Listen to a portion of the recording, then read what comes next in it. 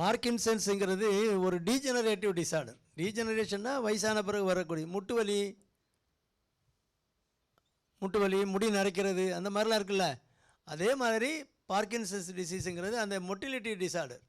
அந்த கையில் அது பில் ரோலிங், பணம் எண்ணுவாங்கள்ல, அதனால் கை இப்படி தான் எண்ணிக்கிட்டே இருந்த மாதிரி இருக்கும்.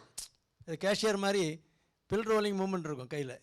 அப்புறம் அப்படியே முன்னால் நடந்து போயிட்டுருப்பாங்க, முன்னாலேயே தள்ளுற மாதிரி, அப்படி ஃபாலிங் ஃபார்வர்ட் அப்படியே போவாங்க மூமெண்ட்லாம்.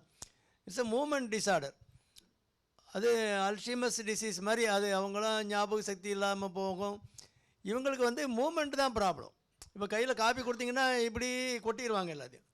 இப்படி பிடிச்சா எப்படி இருக்கும்? டம்ளர் கொடுத்தா கிரிப்பாக பிடிக்கணும்ல, பிடிச்சி குடிக்கணும். கையில் கொடுப்பீங்க, இப்படி ஆடும் கை. அதனால் மூமெண்ட் டிஸார்டர் இதெல்லாம் ஏஜ் ரிலேட்டடாக வர்றது. பொதுவாக உங்கள் பிரெயினை ஆக்டிவாக வச்சுக்கிட்டு இருந்தால் அது வராது. மூளைக்கு சரியாக வேலை கொடுக்காம,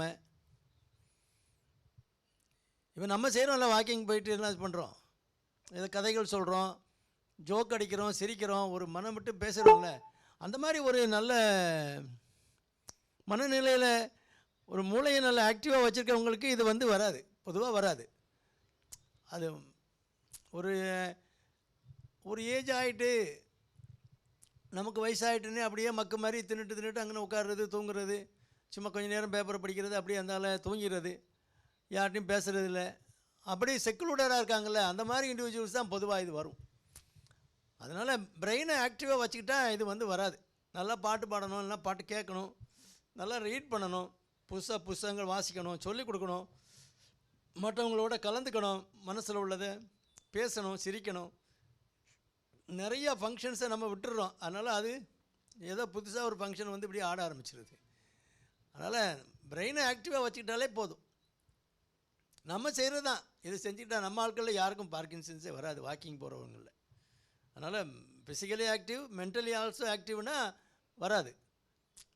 மற்றபடி டீஜெனரேட்டிவ் டிஸார்டர் அது ஒரு ஆர்கன் யூஸ் இல்லாமல் இருக்கும்போது வர்றது தான். ஆனால் அது ஒரு டிசீஸு. பொதுவாக ப்ரிவென்டிவ் டிஸார்டர் தான் நான் ப்ரிவென்டிவ் ஆஸ்பெக்டில் சொல்கிறேன், பிரெயின் ஆக்டிவாக வச்சுக்கிட்டா வராதுன்ட்டு. மற்றபடி ரேர் பாசிபிலிட்டிஸ் நமக்கும் வரலாம், நீங்கள் பயப்படாதீங்க.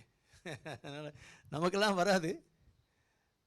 பிரெயினை ஆக்டிவாக வச்சுக்கிட்ட பழகிட்டாலே நல்ல நியூட்ரிஷியஸ் ஃபுட், நல்லா வெஜிடபிள்ஸ், ஃப்ரூட்ஸ் எடுத்து, நல்ல விட்டமின்ஸ் ரிச்சாக ஃப்ரூட்ஸ் எடுத்து, அந்த மாதிரி எடுத்துக்கிட்டு ஃப்ரூட்ஸ் எல்லாம் நம்ம டயட்டை நல்லா கொஞ்சம் ரெகுலரைஸ் சரி பண்ணிவிட்டு பிரெயினை ஆக்டிவாக வச்சுக்கிட்டா வராது.